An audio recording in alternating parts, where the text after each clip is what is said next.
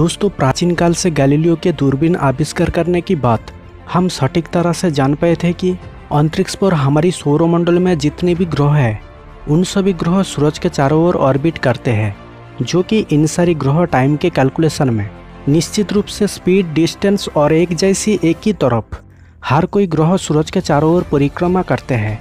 ये हम में से हर किसी के लिए कोई नई बात नहीं है। लेकिन एक दोस्त ने हमारी चैनल में सवाल किया था कि सर, धरती अगर सूरज के चारों ओर चक्कर लगाते हैं तो फिर धरती के चारों ओर चांद की चक्कर लगाने की वजह क्या है।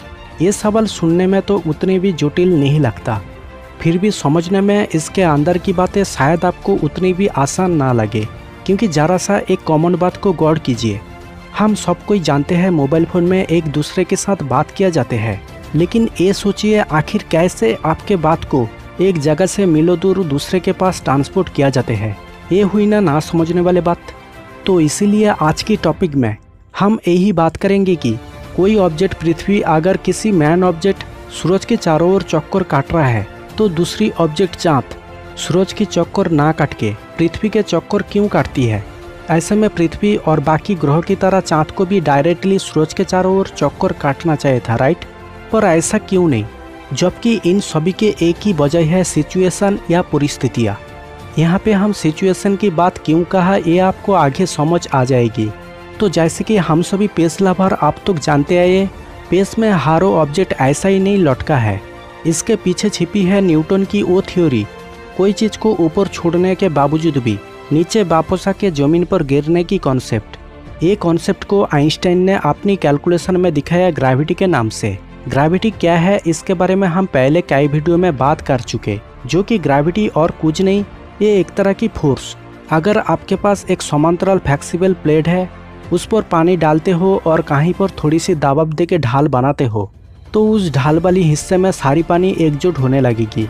इसी फोर्स को कहा जाता है ग्रेविटी। लेकिन बात यहीं पर समझ नहीं आते ये पूरी ब्रह्मांड के लिए कैसे काम करती है।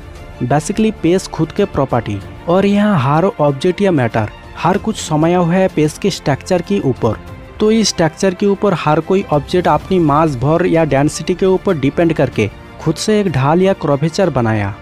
अब इस कर्वेचर के आसपास मौजूद दूसरी ऑब्जेक्ट जिनके मास भर या डेंसिटी उनके तुलना में कम, वो बड़ी कर्वेचर वाले हिस्से में धीरे धीरे खिसकने लगते हैं और एक टाइम उस बड़ी ऑब्जेक्ट के साथ टकरा जाते हैं या समा जाते हैं।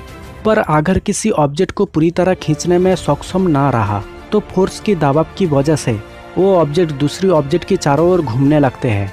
और यही वजह है कि सूरज के चारों ओर पृथ्वी और बाकी ग्रह चक्कर काटते हैं। लेकिन यहाँ पर एक बात साफ नहीं हुआ कि पृथ्वी के चांद या जुपिटर के चांद सूरज को डायरेक्टली चक्कर ना काट के पृथ्वी को या जुपिटर को क्यों ऑर्बिट करती है, जबकि ये कॉन्सेप्ट कुछ भी अलग नहीं है कि चांद क्यों पृथ्वी के चारों ओर चक्कर काटते हैं।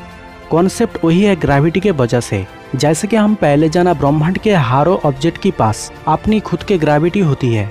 अब एक ग्रेविटी सूरज की तरह पृथ्वी के पास भी है और चांद के पास भी है।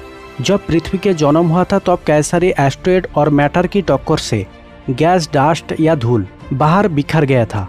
वही बात में एकजुट होकर चांद को जन्म दिया। अब ये चांद पृथ्वी के उस ग्रेविटी के सर्कल में फंसा है जहाँ से पृथ्वी ना तो उसे पूरी तरह अपने ओर खींच सकते और ना ही चांद पृथ्वी के ग्रेविटी के फोर्स को छोड़ के बाहर निकल सकते।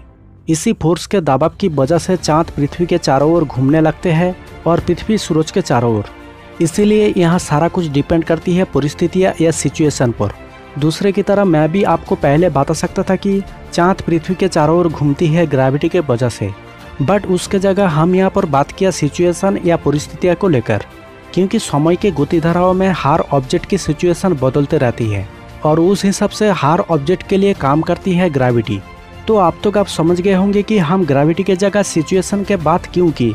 लेकिन क्या आप पूरी वीडियो में एक बात को गौर किया, हमारी सोलर सिस्टम के सारे ग्रह या ब्रह्मांड के कोई भी ऑब्जेक्ट, चाहे ब्लैक होल या ब्रह्मांड के किसी भी स्टार के चारों ओर प्लैनेट हमेशा एक ही ओर से चक्कर काटते हैं।